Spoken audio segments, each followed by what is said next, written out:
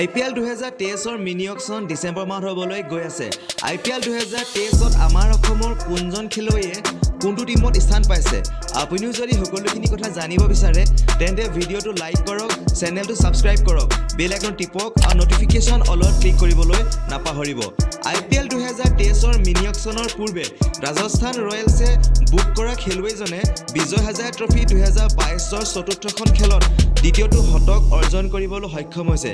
এই খেলুৱৈজন 3 বছৰ ধৰি ৰাজস্থান ৰয়েলছৰ সৈতে খেলি আহিছে। IPL 2023ৰ বাবে মিনি অকশ্যন ডিচেম্বৰত অনুষ্ঠিত হ'ব।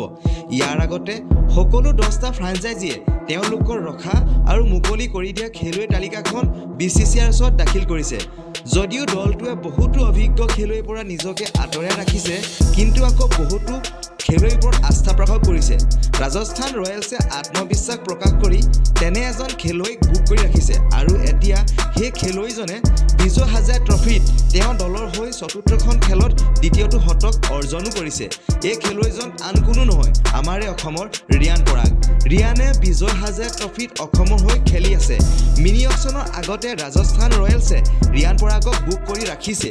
কলকাতাত অনুষ্ঠিত বিজয় হাজাৰে ট্ৰফিৰ এলিট গ্ৰুপ বিৰ এখন খেলত ছিকিমৰ বিৰুদ্ধে ৰিয়ান পৰাগে এটা সুন্দৰ শতক অৰ্জন কৰে। অসমৰ হৈ খেলি থকা ৰিয়ানে এই খেলখনত 4 নম্বৰত বেটিং কৰিবলৈ ওলাই আহে আৰু 137 ৰানৰ ষ্ট্ৰাইক ৰেটত 93টা বলত 128 ৰান সংগ্ৰহ কৰে। পৰাগে তেওঁৰ ইনিংছত 7টা 6 আৰু 5টা 4 মাৰিছিল। তেওঁ অসমৰ ইনিংছৰ অন্তিম অৰ্থাৎ 50 অভাৰত আউট হৈছিল। পৰাগে তেওঁ দলটোক 300 ৰানৰ সীমা অতিক্ৰম কৰাই দিছিল। পৰাগৰ শতকৰ সহায়ত অসমে 8টা উইকেট হেৰুৱাই 307 ৰান সংগ্ৰহ কৰে। তাৰ উপৰিও অমলাজ্যোতি দাসে 62টা বলত 47 ৰান সংগ্ৰহ কৰে। ইয়াৰ পূৰ্বে বিজয় হাজাৰে ট্ৰফিৰ এই ছিজনৰ প্ৰথমখন মেচত ৰিয়ানে ৰাজস্থানৰ বিৰুদ্ধে 84টা বলত 170 ৰান সংগ্ৰহ কৰিবলৈ সক্ষম হৈছে। তেওঁৰ ইনিংছত ৰিয়ানে 10টা 4 আৰু 6টা 6 মাৰিছিল। ৰিয়ানৰ ইনিংছৰ সহায়ত অসমে ৰাজস্থানক 272 ৰানৰ লক্ষ্য প্ৰদান কৰিছিল।